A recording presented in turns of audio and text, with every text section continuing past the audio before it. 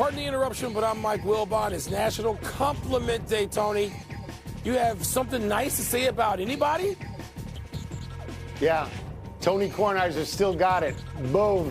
Still got it. Okay, then. Yeah. All right. Yeah. That sounds more like National Self-Absorption Day. Did you think I was going to compliment you in some way? No. No. Were you expecting not that? At all. Okay, just so we know. All right, good. Welcome to PTI, boys and girls. In today's episode, Chauncey Billups is steamed. Jim Harbaugh appears to be getting tight with the Chargers, and Tim Hasselbeck joins us for 5 good minutes. But we begin today with Doc Rivers taking over as coach of the Milwaukee Bucks, who yesterday fired Adrian Griffin despite his 30-13 record. Rivers won an NBA title with the Celtics, but he has also lost more playoff series with a 3-1 lead than any coach ever, 3. Wilbon, you love Doc Rivers, as do I. What expectations does he face in this job? Tony, look, when you make this kind of move, if you're Milwaukee, and you say 30-13, not good enough because we think we can win and need to win now to win and to keep our star, Giannis Antetokounmpo, from turning into James Harden or Kevin Durant or Kyrie Irving and wanting to leave, then that's the pressure of the moment. And you think you can win. You think you can go up against Boston in the East and maybe the others. Philadelphia looks good. Miami's going to look better. The Knicks look good. So the East is more interesting now than it was a week ago. But you're saying to Doc Rivers, we think we've got the goods. And Doc Rivers is saying, I think the goods exist here too. You have 2 Hall of Fame players, Antetokounmpo and Damian Lillard, in their prime still. And you think you've got all the pieces, and the team just won a championship 3 years ago. Boston hadn't won one that recently. Yeah. Neither has Philly. Miami's been in the finals twice, but hadn't won that recently. So that's the pressure of it. That's the reality of it. We think we can win, Doc. We think you can bring this out of us in a way that Adrian Griffin wasn't going to do. That's the bet.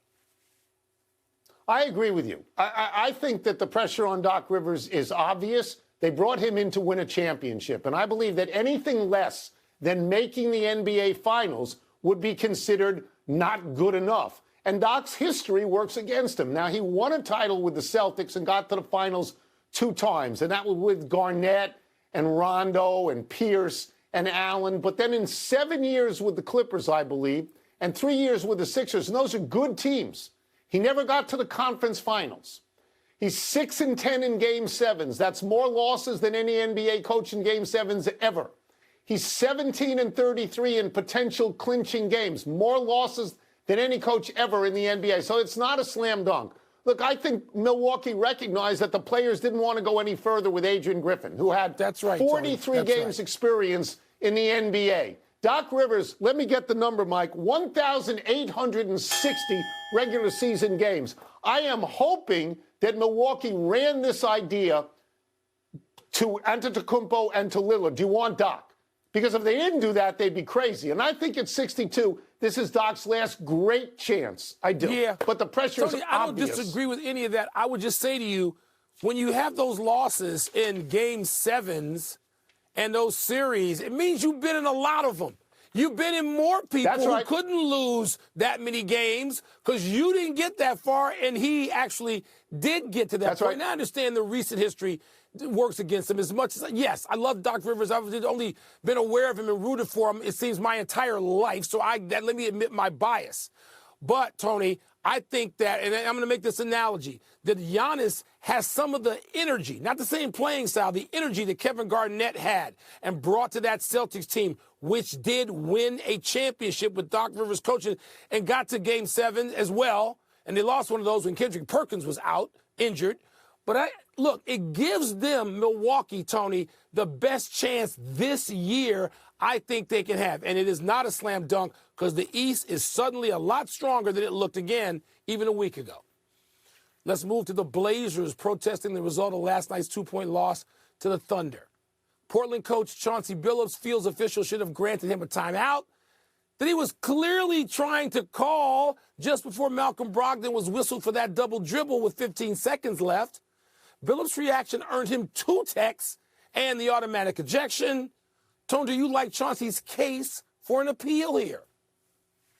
No, I don't. Number one, the referee didn't see him when he was trying to call timeout. He didn't see Chauncey Billups doing that. Number 2, Malcolm Brogdon did double dribble, and the ref calls that. And then Chauncey goes crazy, and he gets teed up by one ref, and then he goes out on the court, which you can't do, and gets teed up by another ref. And so now he's tossed. Now there's a foul shot. Now Oklahoma City ties the game. So, no, I don't like his chances. I understand his feeling. His feeling is, I've got a timeout. Referees know how many timeouts we have left. They should have somehow anticipated I was going to call timeout. But the referee has his back to him. He doesn't have eyes in the back of his head, Mike. So, no, I don't like his chances. Tone, I'm only going to disagree with you. The scenario you paint, I'm with you, except that you know the officials have these conversations with coaches during timeouts, the previous one, or stop and play, or just walking down the sideline, and they can hear him. He knows Chauncey Billups' voice, and I'm not going to get on the officials. I'm not saying the officials blew anything. Look, the techs are deserved once you do all the things Chauncey did. Yeah. The technical fouls deserved. Yeah. He's going to pay the fines. I got no problem with all that. The timeout should have been granted. It should have been granted. My man Billy Kennedy was the crew chief, and he was not the referee in question that should have heard or sensed. He can see. There's some peripheral vision. You know Chauncey Billups is trying to call timeout. It should have been granted. That's where I'm going to go there. It's a tough time for Portland. And I understand Chauncey's frustrations. You know, they right there with Detroit are, you know, probably the worst team in the league, at least by record. And Chauncey's trying to fight his way out of that with a young team that's rebuilding. It's a tough way to go. Are they going to uphold the protest the league? No, they're not. But I understand Chauncey. Portland's a bad team. Portland's 12-31. Yeah. Bad breaks happen to bad teams. They do, man. That's how it works. You've seen it for years. We move on to NFL coaching openings, one of which is the Los Angeles Chargers. Jim Harbaugh is said to be zeroing in on this job. Wilbon, you wanted Harbaugh to coach the Bears, but that job never opened. So do the Chargers feel like the right job at the right time for Harbaugh? Why not? You got a terrific quarterback just entering his prime, just walking into it. And you got a couple of Hall of Famers on defense and Bosa and Mack. My goodness. I mean, you got Eckler, you got players on both sides of the ball. Yes, you have a fan base that is not, you know, crazy with expectations like all the nutcases who are around the Dallas Cowboys all the time. You don't have that. I mean, so I think this is a terrific situation for the Chargers and Harbaugh. Why wouldn't you want to go coach that group? The cupboard is not bare. You're also following a coach who was an eccentric, if that would be the mildest case I paint of him, an eccentric and did not maximize that team's potential physically. Yes, terrific place for Harbaugh to land. Yeah, I'm going to say that honestly, I'm sorry if he's leaving Michigan because it's his alma mater and he just won a national championship. And I think that they would hold him there forever. But he's been playing footsie with the NFL for quite some time now. And they're, you know, all of the residue from investigations into sign stealing and illegal recruiting, maybe that persuades him to go now. There's still adjudications in that, possibly. So if you're going to leave at the right time, you leave after you've given them a national championship. In terms of the Chargers, I agree with you. That's the only opening with a good quarterback, because I'm not prepared to say that Bryce Hall is yet an NFL good quarterback in Carolina. Harbaugh played quarterback in college, played it in the pros. Bryce Young, what did I say? I apologize if I got it wrong. He played quarterback. He knows quarterbacks. Mike, look at his record in the NFL and in college. He seems to be a step or two ahead of the other fellas. Like, if you get a good quarterback, you can win this thing. You can actually win it. Let's take a break. Coming up, the Chiefs' offense looked good against the Bills, but what challenges do the Ravens pose? We're going to ask Tim Hasselbeck. And we're also going to ask him whether he'd rather have Dan Campbell biting kneecaps or Kyle Shanahan as his coach, this Sunday. And by the way, Tone, it's time to leave Michigan. It's time to go. It's over there. And no. Pardon the Interruption is presented by Grey Goose. Vive la vodka. Please sip responsibly.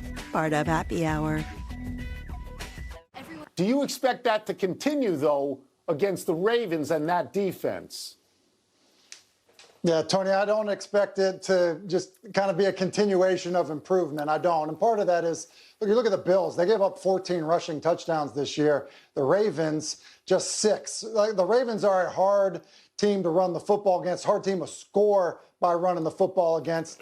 And the receiver struggles that we saw all year from Kansas City, I think they're real. And I think they could show up in the postseason against a defense like Baltimore.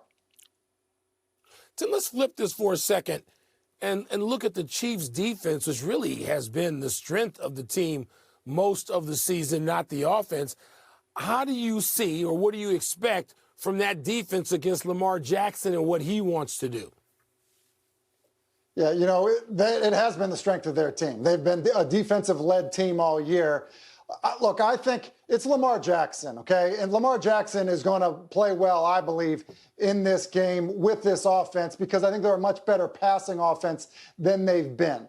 All that to say, I do think you have to give some credit to Kansas City because of the speed they have on that side of the ball. Like when you look at guys like Willie Gay and Karlaftis and Drew Tranquill, like they have guys in the second level that can run. And I think that's important when you're trying to defend a team like Baltimore in the threat of the quarterback run.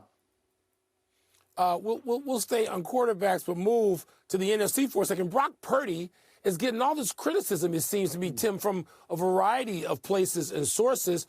But when a game was on the line last week, the guy goes 6 of 7, and they win the game. I mean, where are you on Purdy, and not just last week's performance, but on Purdy in general? Yeah, so here's what I think he's a tremendous player. And last week's performance, I would say, on that final drive, Mike, like he made 3 really good plays on the final drive, 2 throws and a scramble that were really good. Now, I would say this, and saying this as a guy that's roughly his size and dealt with some of the issues that I think he deals with and when conditions aren't great. I thought the wet ball really bothered him a week ago. I thought he had a really hard time controlling it, and that's why he was inaccurate. That's why he missed a lot of throws, admittedly so.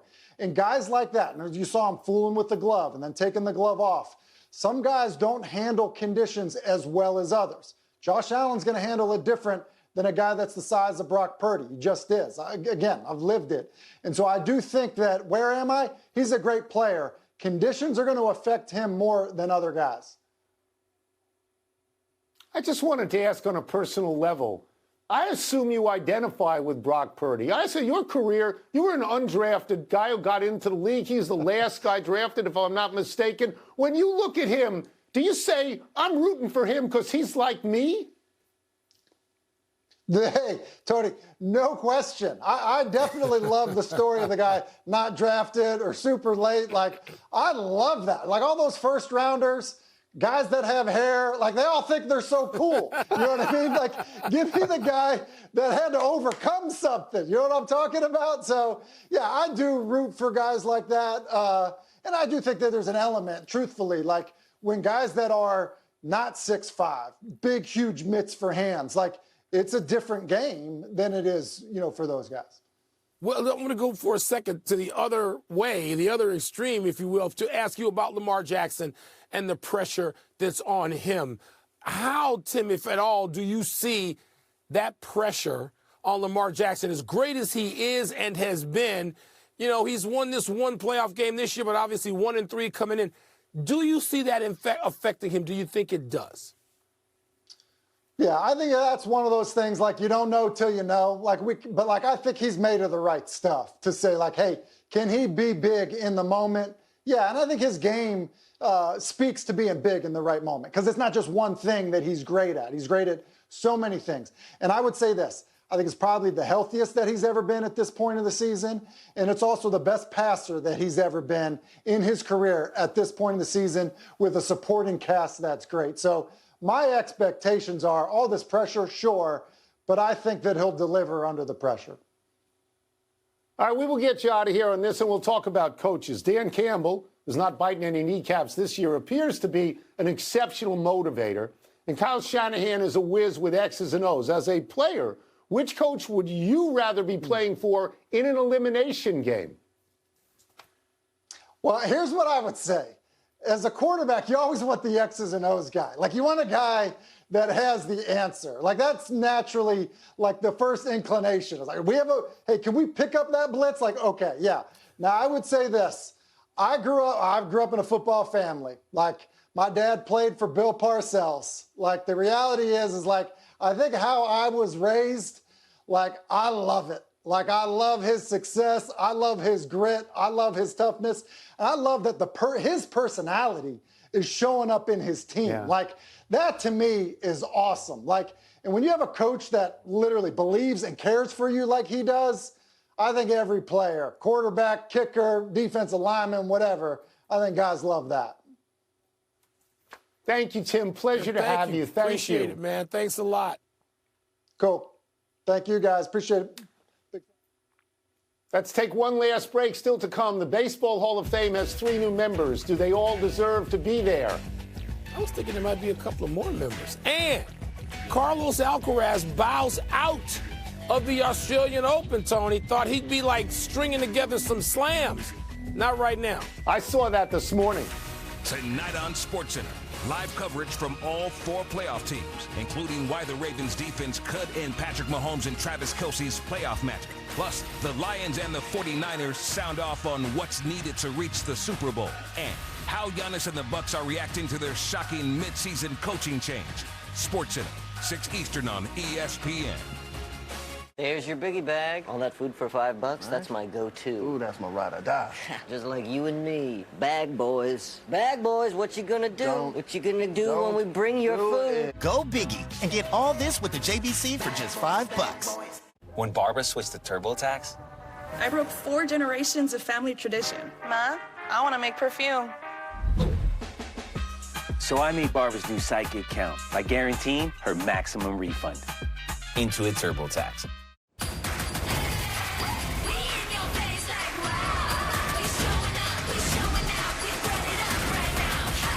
This is the icon of vacations. Icon of the Seas, arriving 2024. It's halftime. Time to open the fridge. This is a fridge. The cabinets and the pantry. And this is a great place for storing all your expired food. Selling your home to Open Door is so easy. You can do it during halftime. Big news. Poor Things is now nominated for 11 Academy Awards. How marvelous. Yes! Including Best Actress, Best Supporting Actor, and Best Picture of the Year. It is exciting. Poor Things. Rated R. Now playing in theaters everywhere. Confident about which used car to buy? Nope. Why not ask the most confident person you know? My old high school coach. Just say, show me the Carfax value. You'll get the most accurate price based on the vehicle's accident history. Shop at the all-new Carfax.com. Every day, more dog people and more vets are deciding it's time for a fresh approach to pet food. They're quitting the kibble and kicking the cans and feeding their dogs dog food that's actually, well, food. Developed with vets, made from real meat and veggies, portioned for your dog, and delivered right to your door. It's smarter, healthier pet food. Get 50% off your first box at thefarmersdog.com/realfood. Dude, you coming? Because the only thing dripping should be your style. Plop Plop Fizz Fizz with Alka-Seltzer Plus cold and flu relief. Also try for Fizzy Fast cough relief. At Typical Insurance, you're just another senior. That is the 3rd health insurance commercial with seniors at a farmer's market, right? Don't get me wrong. Goodbye, Grey Goose. Vive la vodka. Please sip responsibly. Part of Happy Hour. Happy time, people. Happy 38th birthday, Sean McVay. No longer the youngest head coach in the NFL, now that 37-year-old Gerard Mayo got the New England job. But McVay was hired as head coach of the Los Angeles Rams when he was 30. He's the grandson of John McVay, who was general manager of the 49ers when they were great with him and Bill Walsh. So Sean McVay was around the NFL when he was a little kid, absorbing it. He was an offensive assistant at Tampa Bay in 2008. Later, he went to Washington as an assistant when Kyle Shanahan was the offensive coordinator. He has taken the Rams to 2 Super Bowls and won 1. Rams were 5-12 in 2022. They rebounded to 10-7 this season, making the playoffs. And McVay's record there is 70-45. Tony, Kyle Shanahan, like McVay, was around the NFL as a little kid, too. Because his father, Mike, was doing stuff like, winning a couple of championships with John Elway. So, yes, Kyle Shanahan. These things are not coincidences. Like when you look on the other side of another sport in basketball and look at the Steph Currys and Klay Thompsons, and you're like, oh, okay, yeah. These guys know what's going on since they were little tots. Speaking of basketball, happy anniversary, Carmelo Anthony. On this day 10 years ago, Carmelo scored a career high, a Knicks franchise high, and a record in the new Madison Square Garden, 62 points in a win over Charlotte. Carmelo went 23 of 35 from the floor, made 6 threes and 10 free throws, and grabbed 13 rebounds. This may have been Carmelo's NBA highlight, but the highlight of his basketball career is likely his NCAA championship in 2003 as a freshman at Syracuse. Carmelo never got as far as the NBA Finals as a pro. Carmelo has a podcast called 7 p.m. in Brooklyn. Really, who doesn't have a podcast? I mean, I have a podcast. But Carmelo certainly looks like he's enjoying himself in those tequila commercials. He does. I love it when you would in the Garden when it was Carmelo Anthony. I love that. People like you cheated him out of Rookie of the Year. I voted for him. It wasn't a forecast of who was going to be greater, him or LeBron. He was Rookie of the Year, robbed of that. And Carmelo Anthony, oh, by the way, Wilt, of course, scored 73 in the old Garden because the answer to every scoring record is Wilt. It's Wilt. It's Wilt. It's Wilt. Sure. Say it, Happy boys trails and girls. to the wait for Cooperstown for 3 players. Adrian Beltre, Joe Mauer, and Todd Helton were elected into the Hall of Fame yesterday. Beltre and Mauer made it on their first try, Helton on his 6th. Beltre was named on 95% of the ballots. He's known mostly for his work at third base in Texas. He had 3,166 hits, 477 homers. He's one of only 4 players ever with at least 3,000 hits, 400 homers, and 5 Gold Gloves. Mauer won 3 batting titles in Minnesota as a catcher. He's the only catcher to ever do that. He joins Johnny Bench and Pudge Rodriguez as the only first ballot Hall of Fame catchers.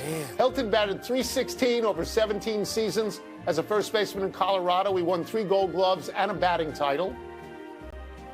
Tony, those guys are so deserving. But I thought Gary Sheffield might get in, and I guess this was his last time. I hate to see that because I thought Sheff was deserving as well.